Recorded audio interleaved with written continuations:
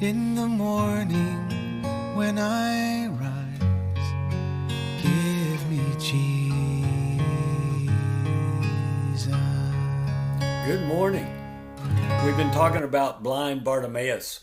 He was physically blind.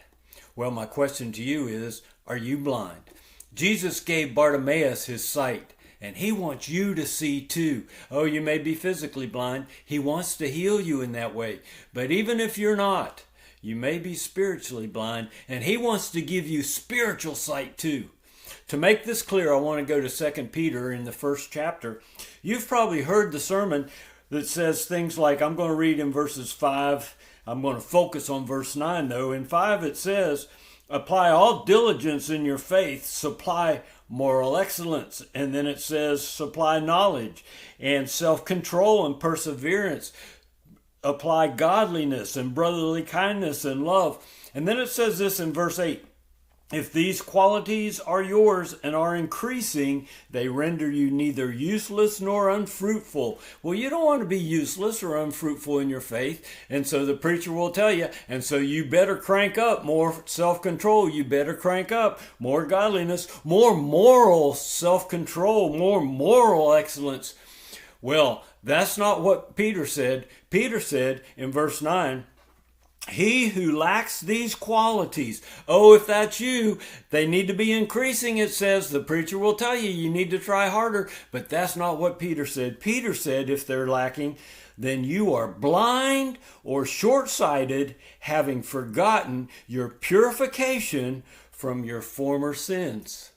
Peter wants you to know that Jesus, by his sacrifice on the cross, has cleansed you completely.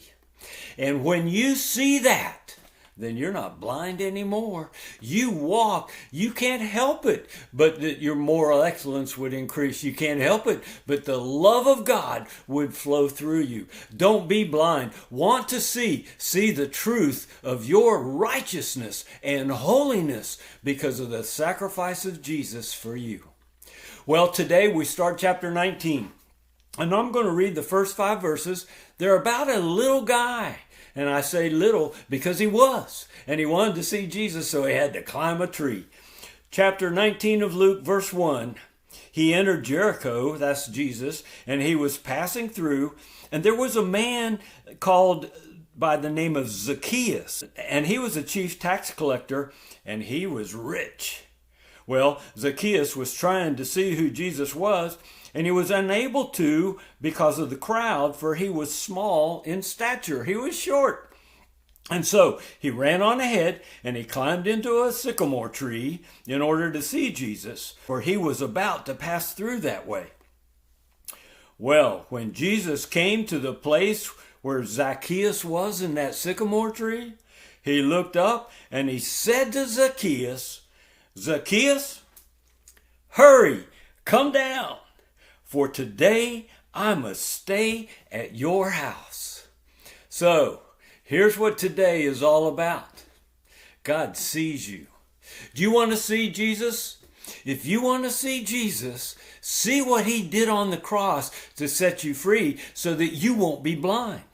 Your junk has been paid for. And if you get the revelation of that, then your eyes are opened.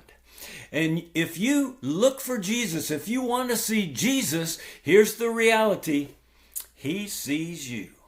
So he comes to you. He stopped for Zacchaeus. Zacchaeus didn't say, Jesus, I'm up here. No, Zacchaeus just climbed the tree because he wanted to see Jesus. And if you want Jesus, you make that tiny little step towards him.